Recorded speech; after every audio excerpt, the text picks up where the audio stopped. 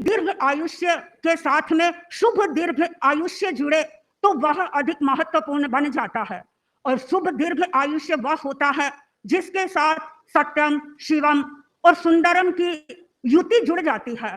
परम पूज्य आचार्य महाप्रज्ञ जी को दीर्घ आयुष्य ही नहीं, उन्हें शुभ दीर्घ आयुष्य मिला था और उसके साथ सत्यम, शिवम और सुंदरम की युति जुड़ी हुई थी। और यही कारण था कि उनका व्यक्तित्व प्रभावशाली था, उनका व्यक्तित्व तेजस्वी था, ओजस्वी था, वर्चस्वी था। दुनिया में अनेक लोग ऐसे होते हैं जिन्हें अलग अलग प्रकार की क्षमताएं प्राप्त होती है।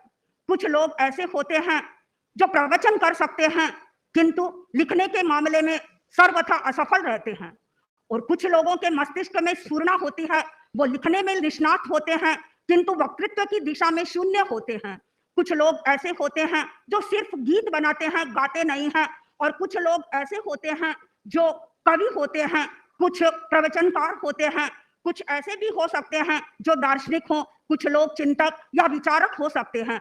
किंतु परम पूज्य आचार्य महाप्रज्ञ जी का व्यक्तित्व इन सब वैशिष्ट्यों का समवाय था। वे एक लेखक भी थे, वे एक वक्ता भी थे, वे साहित्यकार थे, वे प्रवचनकार थे, वे कवि थे, वे गीतकार थे, वे दार्शनिक थे और वे चिंतक थे। और इसके साथ साथ में मैं एक बात और कहना चाहूंगी। अभी परम पूज्य आचार्यवर धर्मपुर पधारे थे। राकेश भाई ने आचार्यवर के संदर्भ में कहा था कि आचार्य महाश्रमण जी को 2 सिद्धियां प्राप्त हैं और वो 2 सिद्धियां हैं। पहली सिद्धि है कि वे गुरुमुखी हैं और दूसरी सिद्धि है वो अंतर्मुखी हैं। और मैं इसी बात को परम पूज्य आचार्य महाप्रज्ञ जी के संदर्भ में प्रस्तुत करना चाहूंगी। सचमुच में वे भी एक इस प्रकार के व्यक्तित्व थे जिन्हें दोनों ही सिद्धियां प्राप्त थी। वे गुरुमुखी थे और इतने गुरुमुखी थे कि गुरु की दृष्टि, गुरु का चिंतन, गुरु का विचार ही उनके लिए सब कुछ था। गुरुदेव ने जो उनको दृष्टि दे दी, तुम्हें ये काम करना है, और वो सब कार्यों को छोड़ करके उस कार्य को पूर्ण करने में अपनी सारी शक्ति नियोजित कर देते थे।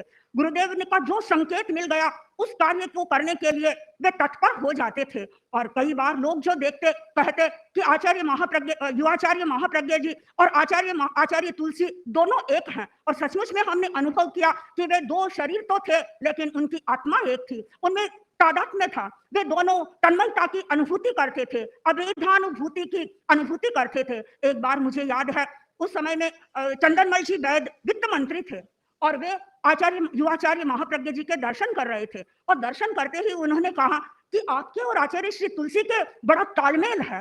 और वो सचमुच में हम लोगों के लिए आश्चर्य का विषय बनता है।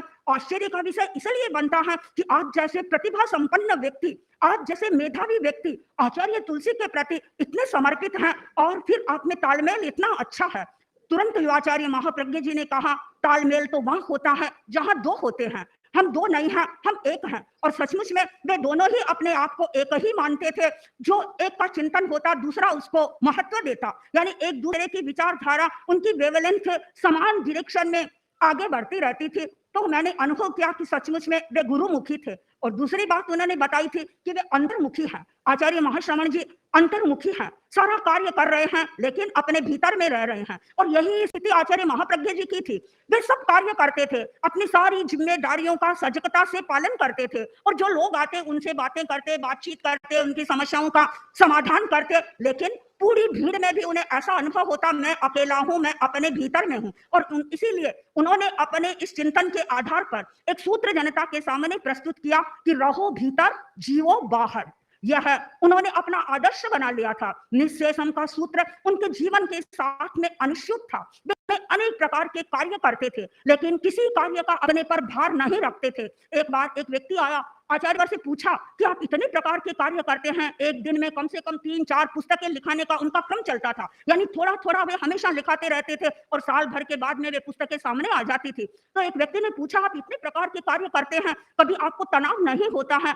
आचार्य महाप्रज्ञ जी ने कहा, तनाव क्या होता है मैं तो ये जानता भी नहीं हूं, किंतु मैंने मेरे जीवन में निःशेषम सूत्र को स्वीकार किया है। जब जिस समय जो कार्य करना होता है मैं पूरी दत्तचित्तता के साथ में विद फुल कंसंट्रेशन उस समय वह कार्य करता हूं और जब वह कार्य पूरा हो जाता है मैं उस काम को छोड़ देता हूं और दिन भर में उसकी स्मृति भी नहीं करता हूं। अगले दिन जब वह कार्य जिस समय शुरू करना होता है उस समय ही मैं उसके बारे में ध्यान देता हूं। तो इस प्रकार आचार्य वर्ण ने निःशेषम सूत्र को अपने जीवन में अपना लिया था और उसके कारण सचमुच में वे अंतर्मुखी रहते थे और ये दोनों सिद्धियां जीवन भर उनके साथ में रही और यही कारण था कि वे जीवन भर आगे बढ़ते रहे, कभी पीछे मुड़ करके उन्होंने नहीं देखा।